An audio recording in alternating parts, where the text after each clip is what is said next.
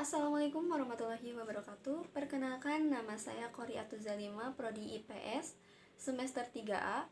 Tujuan saya membuat video ini yaitu untuk memenuhi salah satu UAS mata kuliah Etika dan Kepedulian Lingkungan. Langsung saja untuk mempersingkat waktu, di sini saya akan membacakan soalnya terlebih dahulu, lalu saya akan langsung menjawabnya. Untuk pertanyaan pertama yaitu sebutkan 3 pengertian teori menurut para ahli. Nah, di sini ada 3 teori menurut para ahli, yaitu menurut Leibniz dan Karen Foss. Teori merupakan sebuah sistem konsep abstrak dan hubungan dari konsep yang membantu kita untuk memahami fenomena. Yang kedua yaitu menurut Nasir. Teori merupakan opini yang diajukan sebagai penjelasan dari suatu peristiwa atau kejadian. Yang terakhir, menurut Kerlinger, teori merupakan sebuah konsep yang berhubungan satu sama lain yang berisi pandangan sistematik fenomena.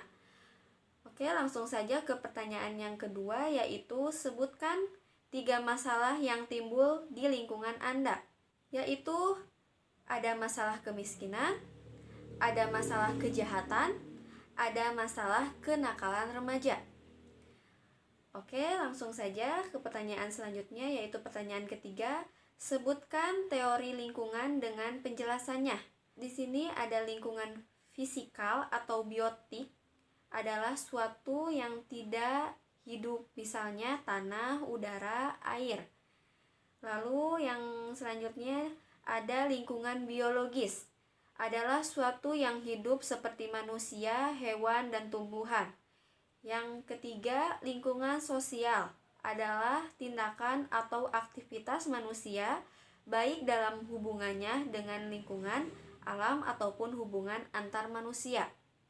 Oke, langsung saja ke pertanyaan keempat, yaitu apa yang dimaksud etika kepedulian lingkungan dan berikan contoh dan berikut undang-undang lingkungan. Wah, panjang sekali. Langsung saja saya akan menjawab. Contohnya yaitu kita gotong royong membersihkan lingkungan tempat tinggal, tidak merusak lingkungan sekitar seperti membuang sampah sembarangan yang akan menjadikan itu banjir. Lalu di sini ada melakukan penanaman kembali agar lingkungan sekitar terasa sejuk. Nah, untuk undang-undangnya disebutkan di sini Undang-Undang Nomor 32 Tahun 2009 Pasal 1 Ayat 2 yang berisi larangan dalam perlindungan dan pengelolaan lingkungan hidup yang meliputi larangan melakukan pencemaran, larangan memasukkan benda berbahaya dan beracun, larangan memasukkan limbah ke media lingkungan hidup, larangan melakukan pembukaan lahan dengan cara membakar, larangan lainnya yang merugikan dan merusak lingkungan. Nah, itu jawaban dari pertanyaan keempat. Nah, untuk pertanyaan kelima yaitu saya akan membacakannya lagi. Sebutkan krisis ekologis yang dihadapi umat manusia dalam krisis etika atau krisis moral.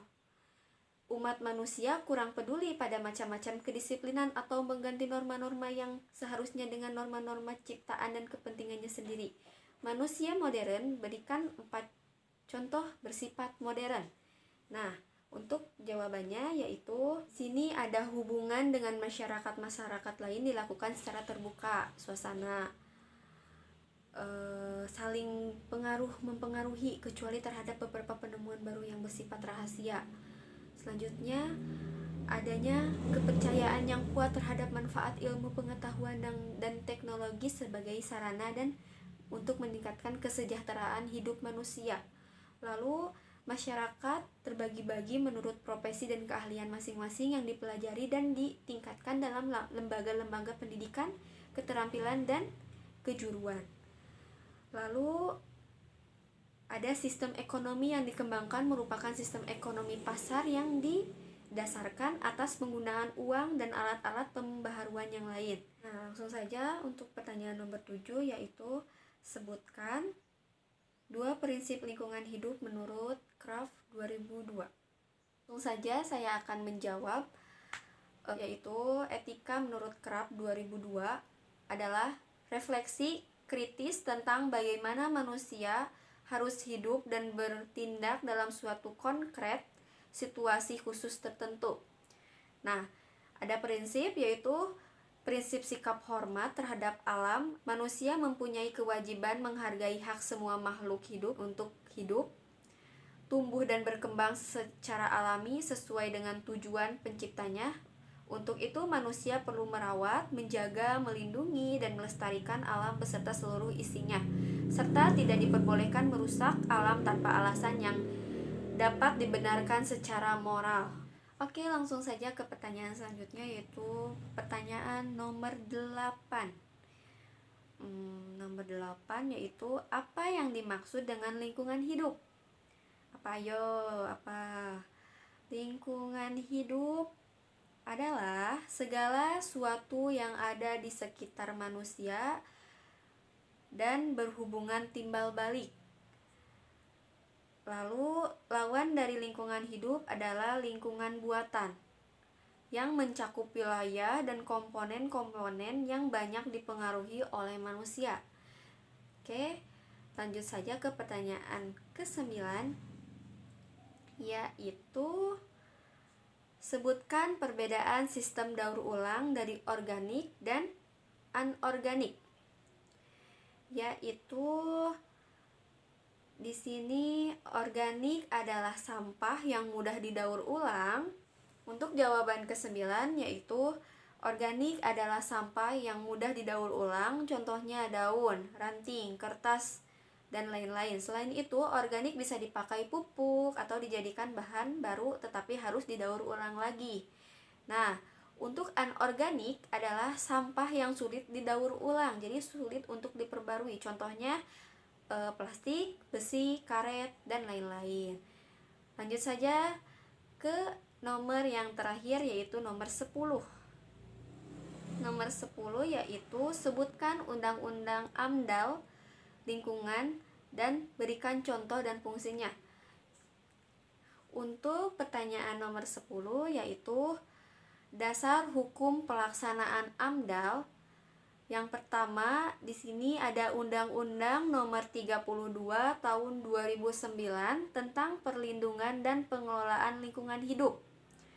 Yang kedua yaitu Peraturan Menteri Negara Lingkungan Hidup Nomor 8 Tahun 2006 tentang pedoman penyusunan analisis mengenai dampak lingkungan hidup. Yang ketiga yaitu Peraturan Menteri Negara Lingkungan Hidup Nomor 3 Tahun 2010 tentang baku mutu air limbah bagi kawasan industri. Dan yang selanjutnya yaitu Peraturan Menteri Negara Lingkungan Hidup Nomor 14 Tahun 2010 tentang dokumen lingkungan hidup bagi usaha dan kegiatan yang telah memiliki izin usaha atau kegiatan tetapi belum memiliki dokumen lingkungan hidup. Oke, yang selanjutnya yaitu Peraturan Pemerintah Nomor 24 2009 tentang kawasan industri. Dan untuk selanjutnya yaitu Peraturan Pemerintah Nomor 19 Tahun 1999 tentang Pengadilan Pencemaran atau Perusakan Laut. Oke, sampai di sini. Terima kasih. Mohon maaf bila banyak salah, ada salah kata-kata. Mohon dimaafkan.